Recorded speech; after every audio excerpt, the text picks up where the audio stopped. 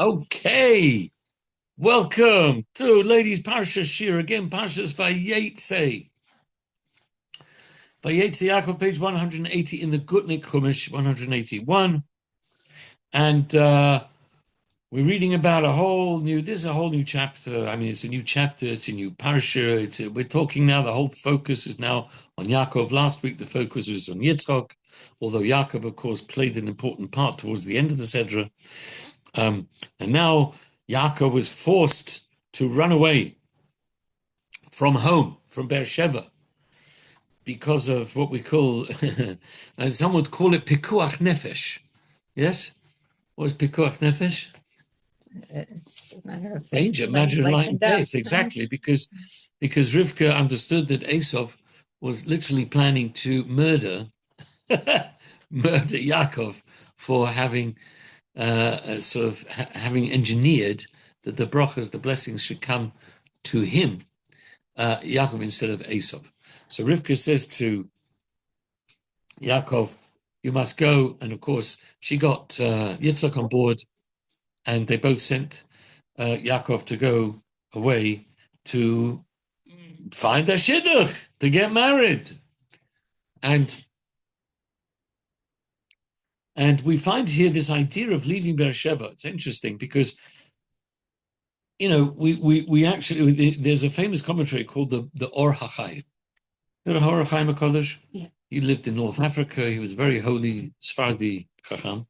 Chaim Atar, and they say actually about him, he lived in the time of the Baal Shem Tov, actually. He lived in about the early 18th century.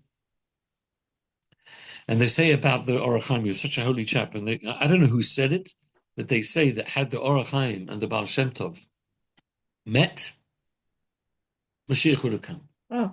The Kedusha of these two tzaddikim, these two giants, these towering giants, would have brought Mashiach on the spot.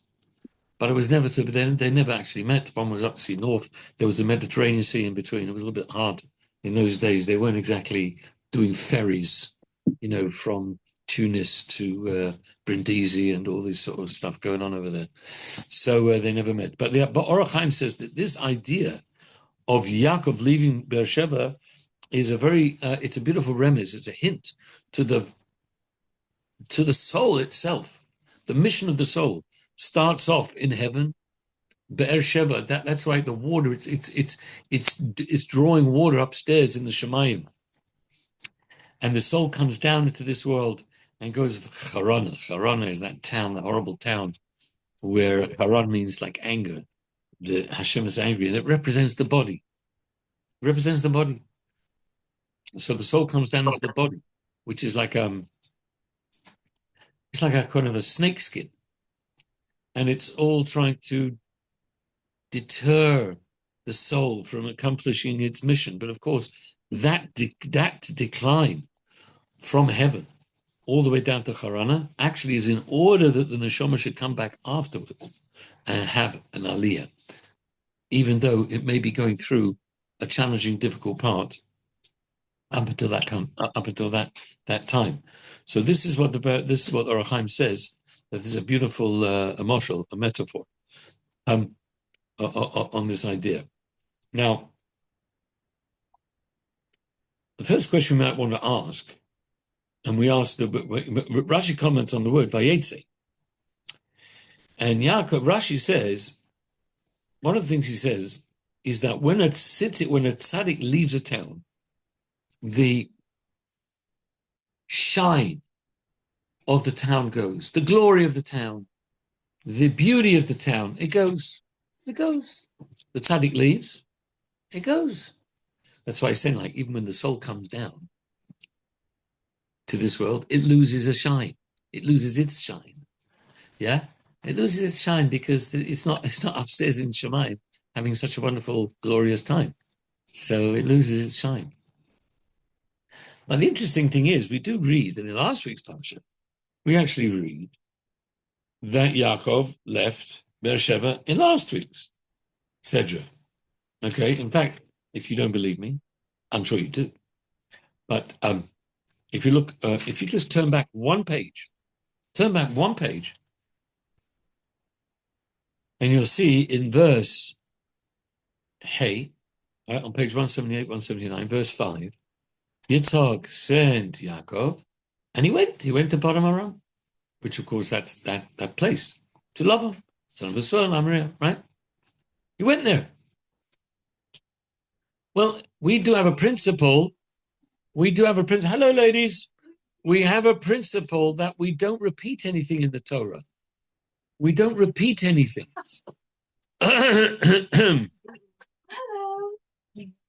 Hi.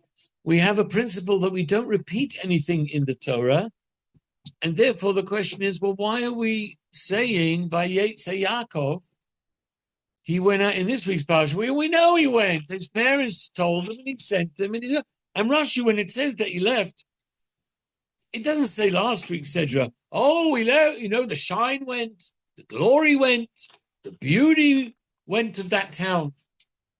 Rashi says nothing. It doesn't specifically mention where he's leaving from, but I guess we know that. He was in Beersheba. Yeah, exactly. Yeah. But of course he was there. Then it repeats Yaakov left Beersheba. Yeah, of course. There's no. I mean, the idea of leaving from Beersheba, that's obviously quite clear because they were living in Beersheba at the time. Right. Actually, it was 180. We're just actually referring back one page just because we are wondering why there's a repetition here. Oh. There's a repetition that the Torah seems to be repeating the fact that Yaakov left Beersheba and is now on his way to Haran and Padan. Well, this is what, interestingly enough, here's where the Rebbe comes. He tells us a very interesting insight. There's leaving and there's leaving. Now, one is for good. Mrs. Bucket, for example, she left her home in Coconut or something. Boca. Sorry, Boca Raton. I'm getting mixed up with Coconut Grove. Coconut Grove is something else. Okay, in Boca, right, where we were a few months ago. Well, about 6 months ago, with my daughter, we went to that kosher restaurant. You got a nice kosher restaurant there in Boca Raton. I forgot what it's called, but that's where they got married. Yeah. And so you left there to come here, but when you left, you're on a trip. Yeah, you didn't leave your whole family and everything is back home. That's home, right? So when you go somewhere, there's different levels of going. You're traveling. Oh, you're here. Oh, are you staying? No, I'm not staying. I'm coming for a visit. Don't blame it on your daughter. You're so funny, you blame it on, blaming things on our children. That's actually, we learned that from this week's Parsha. Yeah, because she had now someone to. Yes, Yosef. Yeah, right. It's the thing we're saying that she was able to. She could blame certain things on the kids. It's one of the fringe benefits of having children. It's not the main benefit. It's just like a little nice, an optional extra, shall we say? Anyway, so what was I saying? About leaving. Yeah. About leaving, yeah. So now when Yitzhak is leaving, last week, Cedric, how is he leaving? Is he leaving, like for a visit, for a trip there, or is he leaving? Is he taking his whole exactly? Is the whole kit and caboodle? Is he getting in his whole personality? He's moving. He's leaving. So the truth is, you see, there's two parts. When you leave somewhere, especially as a Jew, and a neshama coming down, as we said, was a remez. You have to remember, in a sense, where you're coming from. You have to remember where you're coming from. And if you're a shaliach, Yaakov was a shaliach of his parents, really. His parents told him to go. He had to go. So he's a shaliach, and you remember where you're coming from. You got to remember where you're coming from. On the other hand, it gets to a point where you can't just remember where you're coming from and just keep you focusing about where you were from. You have to get stuck in. If you're going to be moving to a place and you want to be doing the shlichus, you can't just be superficially there. Even an ambassador, if you come for an embassy, from a different country. You have to engage in the society you are. You have to, I'm an ambassador of whatever country it is. I'm going to sit in my four walls of this embassy, which is a little piece of my country, which actually legally, that's exactly what it is. That's what an embassy is. Yeah, legal little, it's an extension of your country in that. It's a fascinating concept, really. But you've also got to engage with it. You've got to be involved in society as well. You got, right? So that's where you have to. So in Parshas Vayetzei, there it became clear that Yaakov was not just leaving and going on a mission. He really needed to get stuck in. And he was leaving in a really pneumistic way. You know, pneumistic, I mean, in a way. It was it was a real serious leave. That's why it says Vayetzei Yaakov. That's when the shine goes. That's when the glory goes. Because he was fully into it. How do we know this, by the way? That was just very interesting. If you look, say, turn back that page again, yes? Yes, turn back to page, just one page. That verse 5 at the top, yes? Vayishlach Yitzchak el Yaakov, as Yaakov, he sent him, right? Shlichus. Vayelech Padena Aram. Now, Padena Aram, he's a very good translation here. He writes as Padena Aram. It's very good. Yeah, basically, that was the, Bedfordshire or, San Francisco of the time. Padena Aram, it was not a very nice place. But Padena Aram refers to the area where there's fields. Now, in this week's Parsha, it says, Harana. The first verse says, he went to Haran. What's Haran? Haran's the town. Yeah. So that's like the suburb. Haran. No. Haran is not a suburb. They didn't have suburbs. They didn't have suburbs. There was just a town, and then outside the town, they had fields, they had orchards. That's where pasture, right? So the town was a town. It was a much smaller town. Small towns, very small towns. Have you ever seen the Jericho? Have you seen the Jericho? They tell Jericho. It's a tiny little place. It's like the whole town is like nothing. It's just like sort of like a little fortress, Yeah, exactly. Yeah. They were able to go around. Exactly. That was a walled city. But all the towns there were much smaller. So there were more towns, but more spread out. Okay. Now, so when he was going in our week's Parsha, it says he went to Padan Aram because we're around there around with the fields. Well, the field where he's going to make a parnas. He's going to make a livelihood. Well, to make a livelihood, do you really need to get yourself totally stuck in? Not necessarily. You take your sheep, you take your flocks, and you go around and you do what you do, and the flocks, they graze, they do what they do. So it's not like it's a superficial thing. You get a parnas, stocks and shares, whatever. Okay, some people are a little bit entrenched in their business. Okay, they get a bit carried away, right? But you don't need to. That's not what you're supposed to do. But Vayelech Haran was the town. That's where he lived. Where he lived, there he's going to have children. He's going to raise a family. That you need to really do with all your heart. You can't just do that superficially. Yeah, so that's why it says Vayetzei in this week's Parsha, Haran, because there we were in last week's Parsha. We're looking at from the perspective of Yitzchak and Rivka. Vayishlach, they're sending him off to the mission, but really spiritually he's still home. In this week's Parsha, Vayetzei Yaakov, from Yaakov's perspective, no, he's going to cut the umbilical cord a bit. He's going to cut the ties, not cut them, but make the focus different.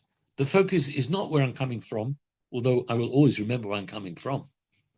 But the focus must be on what I'm going to be doing now and building a family and building that. And so that is why it happened.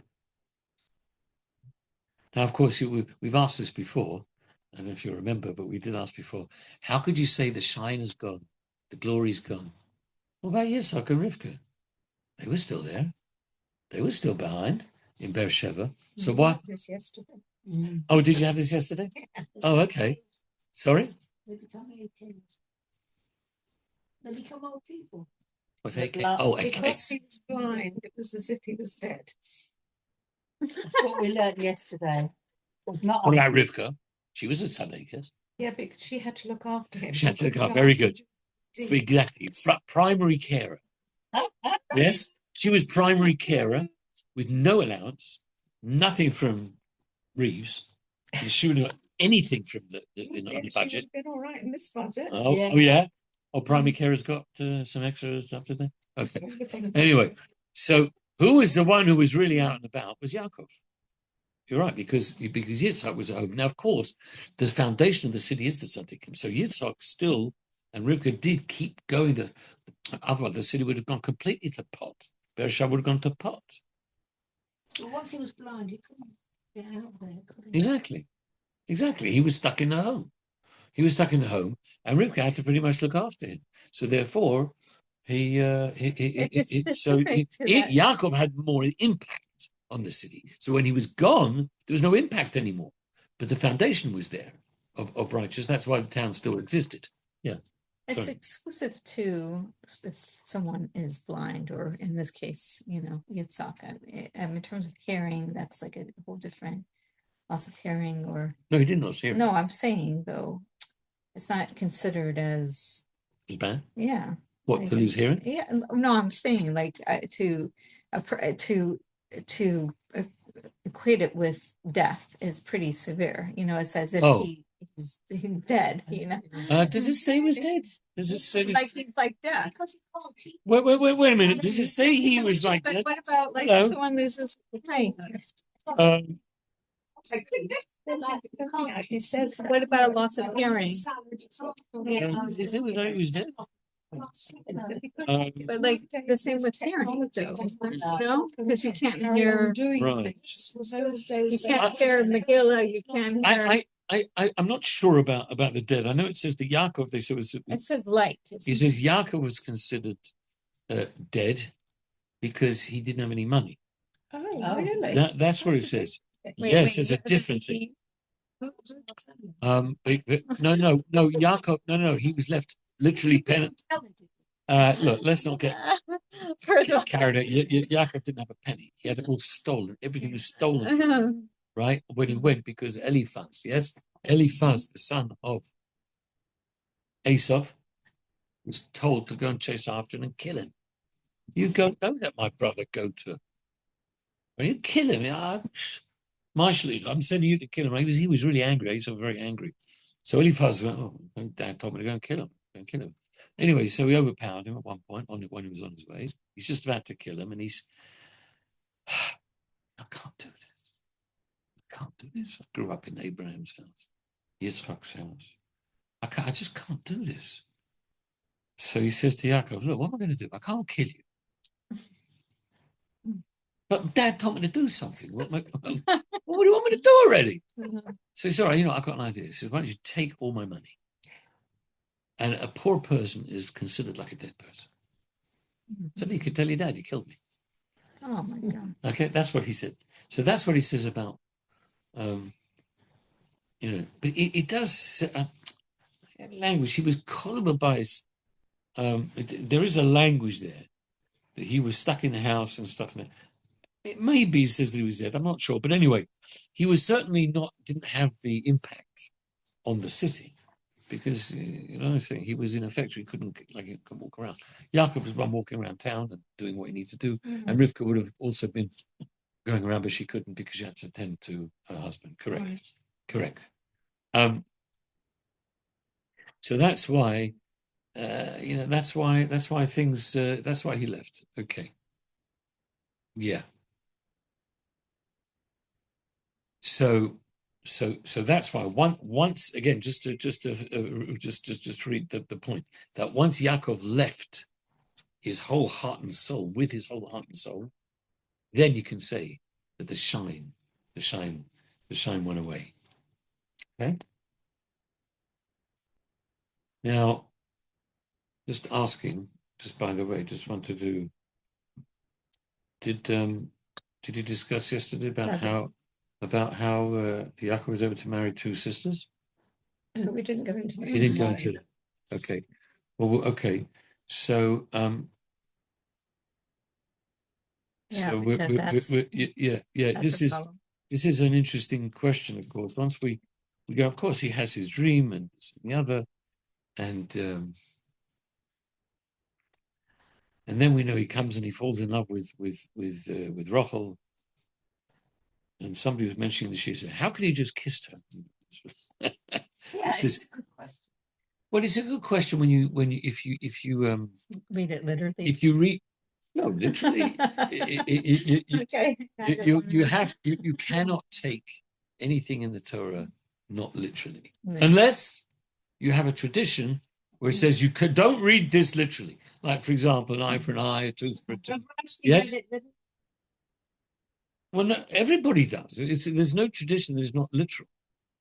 But no. This is not literal. No. But the thing is, we're thinking contemporary terms, Right. and it was completely different then, right? Before the giving of the Torah, what was marriage? A man would meet a woman, would say, "Hello, how you doing?" They I don't even know if when they went out to a cafe for a drink or a hotel. They went into a They would just say, "Look, do you fancy? I'm alone. You're alone. You want to get married?" And they would say, "Yeah, it's Mrs. Brown. I'm just explaining to you. Marriage was a totally different thing. The people just meet. They would get married. That was it. There was this idea of and here there was a spiritual thing. He saw that this is his hashgacha protis beloved wife, and so but it wasn't different in those days. Same thing with Yehuda and Tamara. There was a very also interesting situation, but it was a totally different thing in those days. Not to say that there wasn't modesty, right? But that was, it seems that was not. I don't know. It doesn't. I haven't checked the other commentaries, but Rashi doesn't say anything. He doesn't say, "Oh, how could he kiss her?" I mean, he's expressing his love. I mean, at the end of the day, and that you could ask another question: why did he marry right away? He wants to marry her. He loves her. He loved her and he kissed her, and he said, I'll marry you in 7 years' time." Well, that's interesting, isn't it? Well, you want to wait 7 years? I mean, Eliezer came and took Rivka and said, "Right, we're off." One night, it took one night, and they came back home. That's it. Marriage finished. The father got him. Where? No, he tried to. Yeah. He tried to, but he got killed. Right. He died. But Yaakov, Rivka's father. Oh. Yaakov, offered about this 7 years. I mean, that itself is a very interesting thing. Why did he offer 7 years to work for? And why he'll get married after? Why not say 6 months? Why not say 3 months, 6 months, a year, 7 years? I mean, it sounds really going beyond the call of duty, especially if you want to, especially if she's the love of your life sort of thing. It is interesting. I haven't seen much commentary on that, actually, why he offered. He was being really generous in this guy. This guy was a crook. And as we know what happened, even after the 7 years, what did he do? He substitutes Leah. Okay? He substitutes Leah. Why would he be responsible for not marrying her right away? I mean, he had an obstacle. What was the obstacle? I was under the impression that the father. They say Who, you love? have to work for him for 7 years. Yeah. No, he didn't say. The funny thing is, let's have a look. Let's have a look inside. Why would he need permission? Hold on. Let's have a look inside, because I want you to be able to see what it says. Look on the bottom of page I'm so confused. page 186. All right. Now that's why you'll see in a minute. You won't be confused. You're dull. Yes. Bottom of page 186, 187. Lavan said to him, "Since you have no money," right? Because he was broke. When he got there, he was broke. 14. Right at the bottom of page 187. Lavan said to him, "Since you have no "I should really turn you away, but you are my bone and flesh and bone. So you know what you can say, really I should chuck you out, but right? So he stayed with him a month and pastured his sheep." Now, next verse. Vayomi Lavan Yaakov, "You're my brother, okay, but Tanya is serving me chinam for nothing. What do you want for your reward?" Lavan tells us that we have two daughters.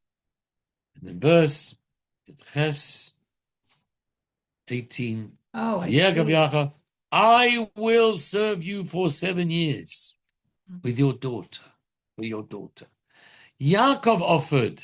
Ah, Yaakov offered. It wasn't yeah, it wasn't the afterwards. After when? When on the morning after, when Yaakov came to Laban, you trickster, you thief, you crook, you tricked me. So then Laban says, you know what? She's the older one. You've got to take the older one. And but you know what? You could take after Sheva Brachos, marry Rachel, and work another 7 years. So already he used the 7 years against him. Another 7 years, because you got one wife. Well, she's good. Leah's good. Nice woman. Isn't she a nice woman? We don't like Leah? No, Leah's a nice person. So why also marry her? Or stay married? Anyway, so therefore you understand, he wasn't being demanded. He himself offered this. Okay, which is quite interesting. It's the second 7 years. That was forced. Yeah, the second years, exactly. The second year. But again, then he married her right away. And then worked 7 years after. Right. Do you understand? So it begs so in other words, you could see that in theory, it could have been the case with the first situation. Yes? Marry her first, then 7 years. Okay. We don't hear she was too young. We don't know that. Rivka it says there was a certain age issue there, right? There was an age issue till she became 12 and whatever. But no. But not. Is there an answer for this, or are we gonna just? What do you mean? What's the question? Why did he marry her right away? Why didn't he? Yeah. I don't know. I don't know, but there's a famous statement that says that because Yaakov didn't honor his parents for 22 years, Yosef was absent for 22 years as a measure for measure. And I always had that question. It's a bit hard. Well, he wasn't there for 22 years, and he couldn't do kibbutz honoring his parents. Because but his parents told him to. Yeah. His parents told him to leave. Yeah. So how can you say he wasn't doing kibbutz honoring? He was doing kibbutz. So this has bothered me for a while. So but it could be that, remember, Rivka told him to only go for a yomim achadim, a few days, or a couple of years maybe, at most, right? Now, so what was that? The 7 years? Rashi says, obviously, the 7 years that he was working, then maybe he should have gone straight back. But it doesn't say why he offered first 7. Why he offered the 7 years. I mean, I haven't seen it. It could be there are midrashim explain why he offered the 7 years. But because remember, in theory, he could have actually gone back. He could have actually gone back home right away. I only discovered this year. Why could he have gone back home straight away? Yitzchak and Rachel sent him away. Why? Because of Esau. Right? Yeah. Now, I'll show you again. He could have gone back, in theory, he could have gone back home right away, had he known. I mean, had he inquired. Do you know why? Esau left. Exactly. Esau left. Where did he go? He went to Manchester. Gateshead. No. He went to Yishmael. Oh, right, to find a wife. To find a wife. That's what his father wanted. Exactly. He saw, Yaakov, his father sent him Yaakov to go and find a wife. Okay, so, I'm going to do the same thing. And he went to Ishmael. We're not sure if maybe he was in Egypt, but whatever. We don't exactly know where Ishmael was, but it must have been away somewhere. And he went to get married. So therefore, in theory, I mean, okay, maybe they didn't know when he's coming back. He was still safe, but in theory, he could have maybe come back after he got married. He got married, come back home. Maybe he was still worried about Esau coming home as well. I don't know. Anyway, so these are all interesting. It says that Esau also went to Padan Aram. No, doesn't say yes. Esau went. Esau? Oh, maybe no. I'm reading it completely wrong. Sorry. My mistake. I'm reading it completely wrong. No. Esau went somewhere else. He went to Yishmael. We have to because exactly find out where Yishmael was at the time. If anybody knows that. We can look up in the Sorry. Midrash. What about the situation marrying two sisters? Oh, 'Cause that's so what I let's was get back. asking. Let's get back to the two sisters. So we know the next morning he's they are, wrong one. That's not right. So how could then he marry Rachel? Because we have a principle that the others kept all the Torah before it was given, and one of the prohibitions, of course, is not to marry two sisters. It was only when they were in Israel. Oh, shh. Oh. You heard that, Reggie? No, I remember hearing that before. You remember hearing that? Very I good. think last This year. is the answer of the Ramban. The Ramban says this. The Ramban says that they kept the whole Torah as was only in Eretz Yisrael. And they were, because he was outside Eretz Yisrael, he got married to her outside. There is a slight problem with that. There's a problem with that answer. What the problem is? The Rabbi actually brings the answer. What's the problem? Pardon? When they go back to Eretz Yisrael, and then Oh, yeah, that makes sense. Oh, Where maybe does it go go? back to Eretz Yisrael. And then he'd have to divorce. Yeah. Well, yeah, good point. That is a point, but that's not an answer why they did it in the first case, though, that if No, they well, got married outside, no, that they- the Rebbe says that there's a slight problem there. And what's the problem? Because next week, when they finally meet again, Esav, whatchamacallit, Esav meets Yaakov after all those years, right? right? Vayishlach Yaakov, Yitzchak said, he says, Garti im Lova. I've been living with Lova. And Rashi makes the comment over there, what do you mean, Garti? You say, Yashavti, Kavti. Garti is a funny word to say, I lived, I sojourned. So Rashi over there brings the word, the Garti is the same lesson, the same gematria as Taryag. What's Taryag? Oh, like Taryag? 613 That's it. commandments. He kept all the mitzvahs. He kept all the mitzvahs, indeed. So therefore, if he's telling Aesop, he's kept all of the 613 commandments, doesn't quite work about being outside of Eretz Yisrael, because he wouldn't have hinted to 613 if he wasn't able to keep one. right. Is this? Do you understand? But also, So that's what the Rebbe says. The Ramban, it's a famous answer. The Ramban answers it. Everybody quotes the Rambam. Some say it was before Matan Torah. That's it. But I've got another problem because they kept the whole Torah before, you're saying even outside of Eretz Yisrael. Yeah, but I Yeah, heard- Avraham I Yisrael. heard about this, and I don't know if I brought this up to you. Yitzhak was eating meat that Asaph was hunting with a bow and arrow. Rashi says quite clearly that he slaughtered the animal. Rashi says quite But he clearly. had no Yerushalayim, so how could it be slaughter? Because he had kibbud avayim. Okay. Remember we said he had kibbud avayim? Yeah. That was the one mitzvah. So if Dad wants But it, nobody was if watching. Dad wants it shechted, I'll give it to him shechted.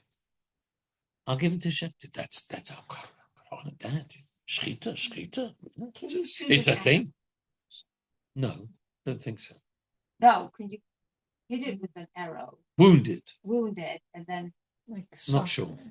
what wounds make It depends. Yeah. It depends. Yeah, exactly. Exactly. If the wound is superficial and it just No, that's how you get the animal. You wound it. No, I understand, but sometimes if the wound is fatal, yes, if the wound is fatal, then it doesn't help to shechter afterwards, right? If the wound is not fatal, but it injures it and weakens it temporarily in order you can come and kill it, then it's okay, probably. I'm not a expert on these laws. I'm just giving my svara. Shiur being asked about a bruise on a chicken leg, so that's not fatal, right? Like, did that? Most the question bruises was, are did okay. the bruise happen That's- afterwards or before? So that would I tell know. me that then if there's a bruise before, it's a problem. I don't know. I don't know. The truth is, I've also had I'm this just issue thinking, with how did they? the problem with Most bruises. of the bruises now are happening after. I think it's no. That's not about trephus. Being, No. I don't think the bruises is an issue of trephus. It's an inning of blood, of dam, because bruises look red and they're a bit bloody. So you think even if you cushion it and the blood's gone, well, look, there's blood there. Yes, it's the blood from a bruise. Is it a proper bruise? Is it this bruise? Do you know what I'm saying? That is the shaila. it's not a shaila of being treif. From Because the a bruise, Just because it's got knots. nothing dies from a bruise. Yes, unless it's in the brain, maybe. Right? But a bruise is only a superficial wound. So I think the problem there is to do with the blood. That's where the shaila is. There's not a shaila of being treif. Okay? Okay, Sorry, in page 169, in one of the comments if you look at number 5, it says Asa went out to the field to hunt game. He intended to bring meat from stolen animals if he was unable to trap his own. stolen. Yes, in page 169. 169. And it uses the word trap. And to trap animals, then he would just, contain them, and then he could get them And then check them. slaughtered properly. Yes, right. Wait, so Yeah, let's okay. start from where you're. Look, if you really want, I mean, we're going slightly off the subject a bit, but 169, which was it? 5. Yeah, 2. Verse 5? Yes. 5. Verse 5 on page 169. Stolen animals. Yeah, it went to the field to hunt game.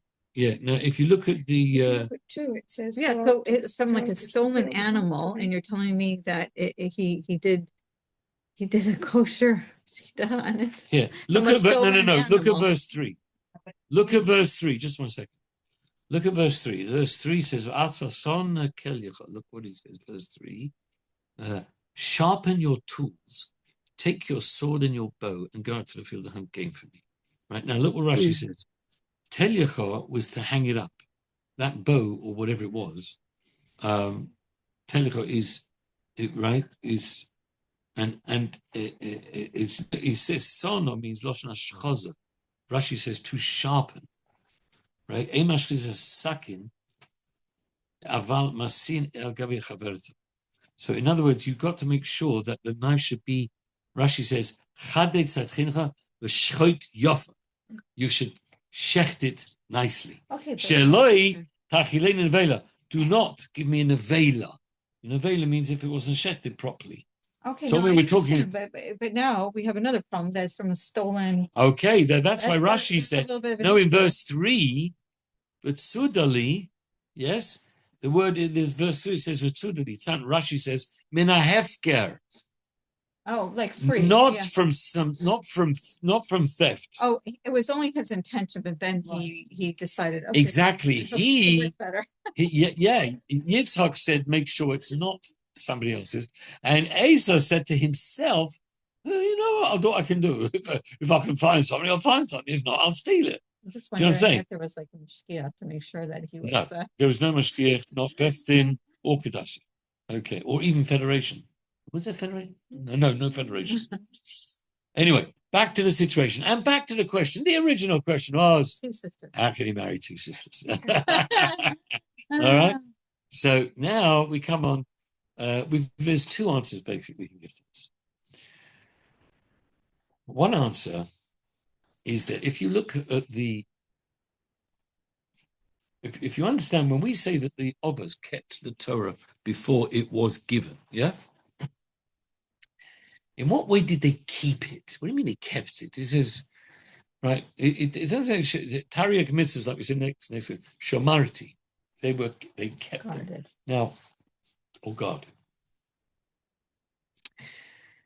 First of all, it doesn't mean the exact mitzvahs, the positive mitzvahs that we don't have, and they have different, perhaps, ways of doing it. But all the lessons, all the mitzvahs, they kept.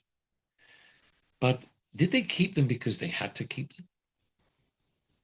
They didn't have to keep them. They haven't been given. They hadn't been given them. They hadn't been given the Torah yet. There was only one mitzvah they were given. What was the one mitzvah? One mitzvah. Worship idols. No, as Jews, I'm saying as the sons of Abraham. Bris Milah was the only mitzvah they had actually been given as the descendants of Avram. Yes? So no other mitzvah would be given to them. So ever they kept the 613 mitzvahs, they kept it as what we call a chumrah or a hidur, a chumrah. Yeah, like an extra cream on the cake. It was like they didn't have to, but they wanted to. Yes, they wanted to observe these laws and mitzvahs. They understood, they were prophets. They understood, and certainly the prohibitions, right, they kept. Now, but halachically, what did they really went away, they were B'nai Noach. Because it's Because pre-Matan Parsha, Torah. yeah. So they were halachically like B'nai Noach. Now, B'nai Noach, the sons of Noah, they had the 7 commands of Noah. But there was also a concept, even amongst the non-Jews at that time, of being honest and keeping your word. Keeping your word.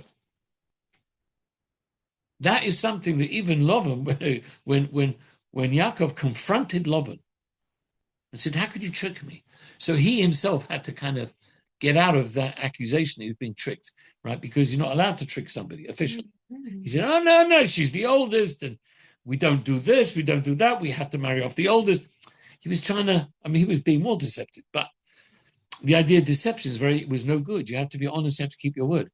So Yaakov had promised already to marry Rachel, to marry Rachel. Well, could he go back on his word? From the perspective of the Torah, he could go back on his word because it's a Torah prohibition. But because it was only a hid or a chumrah, it's an extra added bit, yes, that could not override the obligation. There was a halachic obligation to keep your word, be honest, be faithful.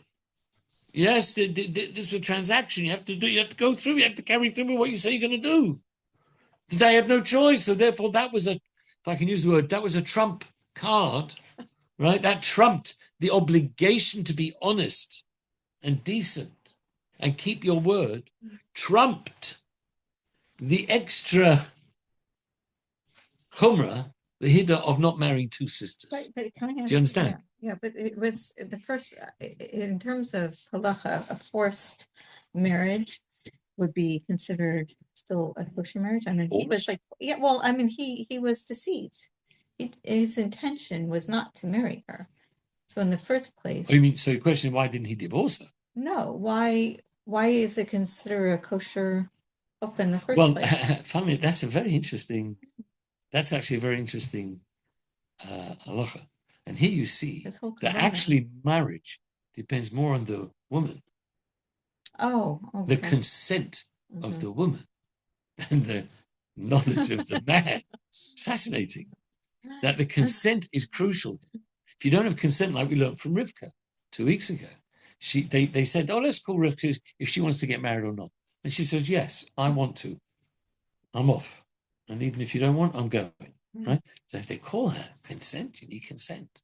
So Leah had the consent. Oh, yeah. Oh, she was thrilled. Yeah. Oh, Dad's going to substitute me. Woohoo! That means I don't have to get married to Esau. She was thrilled. I'll do that. I mean, obviously she didn't feel so great about it, but like better than marrying Esau. Right. I'm not going to do that because that's everybody was saying she's the older girl, Esau's the older boy, Rachel's the younger, Yaakov's the younger. So we got two nice shidduchim here. She didn't want that. She was crying. That's why she messed up her eyes because she cried so much. Yes. Small eyes. Sorry. Small eyes or something. What was the- No, they were weak. Rachos. Weak. They were like kind of weak from all the crying. But they thought she might actually have to marry Esau. So here we learn an amazing thing. What's the thing we learn from here? That you want to be strict on yourself. That's okay. You want to be strict on yourself. Be extra frum. Chumrah. I'm going to be machmir. I'm going to do a hiddur. I'm going to do something really frum. You do it on yourself. If that doesn't impact on anybody else, fine. But if it does impact on somebody else, oh no, can't do that. So Yaakov, and he wanted to be frum. Yeah. Okay, sorry, I can't marry you. I'm not allowed. The Torah says, no. Yeah, but I mean, that's impinging on somebody else's. You're really affecting somebody else. So that's the message, for all of us, that you want to be frum. Be a frum on your own cheshbon. Yes, be frum exactly on your own expense, not at somebody else's expense. Now, the second reason, that's one way of looking at it. There's another way of looking at it. Why he was able to marry. You know, of all the prohibited relations in the Torah, of all of the prohibited relations, only this prohibition about marrying two sisters is mentioned the reason. All of them, it just says, you're not allowed, you're not allowed, you're not allowed. There's jealousy Yes? and get at each other's Well, throats. exactly, that's what it says, because what you're going to do is you're going to take the natural love that there is between sisters and ruin it completely. You're going to completely ruin it. Because, well, why should you? You're married two sisters who may have liked each other, loved each other, right? And now what? You're going to totally turn them into competitors. Competitors, because that's what it's going to be, right? But you see, here, there was no concern of that. How do we know there was no? How do we know there was no concern of competition? Anybody can guess? Well, she gave her the code. No. And you're on fire today. You're on fire. Can't get anything by you. But then Is that yesterday? Yesterday? No, you've just been doing your homework. Very good. I'm very impressed. Yes, she gets a gold star jealousy did, after school. Give it a gold star. jealousy did come. No, well, hold on. In One the middle, one thing at a time. That was before, Well, that no, was yeah. before marriage. Even before they were married, right? What did Rachel do? She did the ultimate sacrifice. For who? Her sister. Her sister. Yeah. She gave She up really loved the thing she loved most in life and was looking forward to for 7 years. She gave that up in order that her sister should not be embarrassed, ashamed. So she herself testified to the fact that there was no real that competition. Otherwise, she would never have done that. She would never have done that. It might have occurred to her to do that, but she would say, no, that's a bit too much. I'm not going to give because how would she know that Yaakov would actually marry her as well? She didn't know. For all she knew, that's it. It's over. It's finished. Magdalene fallen in love with her. Yeah. Exactly. Mm. And she didn't know, so she was willing to give that up. So once that was established, because obviously it came out later because about the signs, that was. Now, that's not to say there wasn't some competition. Well, There was some yeah. competition, yes. But there was a little bit of, if you like, a little bit of jealousy, and Leah felt a bit, the strong word, she felt hated. Yeah. Strong word. He didn't hate her, chas v'shalom. He loved her. But he loved Rachel more. But, you know, if you're competing to one husband, she took it very personally. Yeah, can't blame her, right? Can't blame her. But the fact, so there was a bit of competition. But it didn't undermine the relationship. Normally, it would destroy the relationship between the two sisters because it can't. Who's going to come first here, the sister or the husband? And everybody wants to please the husband, so it would drive it bonkers, right? The sisters, they would never have that natural love. So why drive a wedge between two sisters? That's not right. But here, there was no wedge. There was nothing to drive a wedge. So marrying the two sisters would not fundamentally cause any division. Although we accept that there may have been some Little bit of jealousy. Some bit of jealousy, a little bit of competition, as we actually read yesterday with the Dudoim, with the Level uppers. Letting one sister take your dress. What? It's not quite like letting one sister take your dress. Yeah, without you know to Can I say. borrow your? Yeah. That's it. You can imagine there's a little bit of competition, but it wasn't destroying. So these are two of the ways that we could look at it. That it was Acceptable. There is interesting. One of the commentaries says that the reason he could marry two daughters because that Rachel and Leah were like converts. They could like converted. And what does it say about a convert? When a convert converts, what does it say? He's like a newborn. Well, if a newborn is a newborn, you got one newborn, you got another newborn. Well, they're not related now. Oh, that's kind of. They're not related. Yeah. That's. Well, the Rebbe says this is a bit hard to say this. We don't normally say this, especially pre-Matan Torah. There was no concept really of gear of conversion. And it's also very hard to say in the simple idea that they're newborns. You just wonder if Yaakov had that in mind. That's what. Well, also the fact is when Avram, before Avram passed away, Hashem said, "You will go to your fathers." Your fathers. So who's your father? Your father was Terach. Well, Terach also did tshuva, and he became like a Baal tshuva, because right. So he wasn't like Megayer. He like converted to monotheism, yes, but yet it's still Avram's father. He's going to his father, and when he dies, he said, "You go to your fathers." So he was still considered mishpacha, yeah. So that's a little bit, yeah. Anyway, so I thank you all very much for coming and listening. Any other questions and any other points, questions, comments from the Zoom? I'm thinking that Leah might have been very surprised as well, of course, that she suddenly got, her sister as a second wife. But would Leah have to accept that before Yaakov married?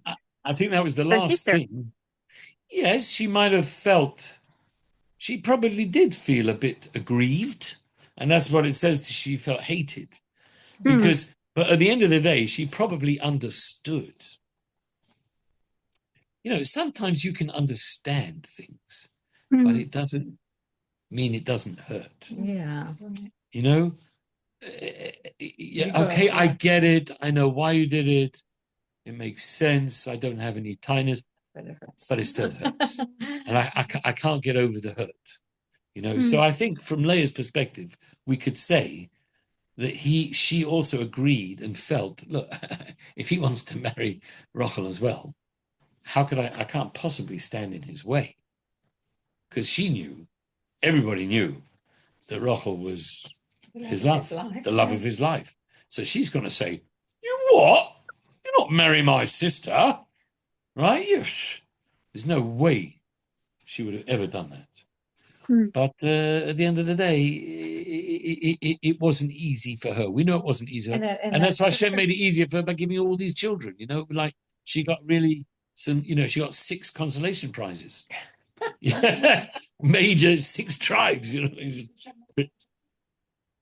What? No time's a thing. Yeah. Thank you. Thank you. Thank you. So any other question? Good Shabbos and thank you. Oh, good Shabbos and thank you too, Mrs. K. Nice hearing your voice. Okay. All the best to you all. A good Shabbos. We'll Thank see you next you. time. Please God. Thank you. Bye. Bye. Just end. Okay. Doesn't seem to be Is Devorah on there?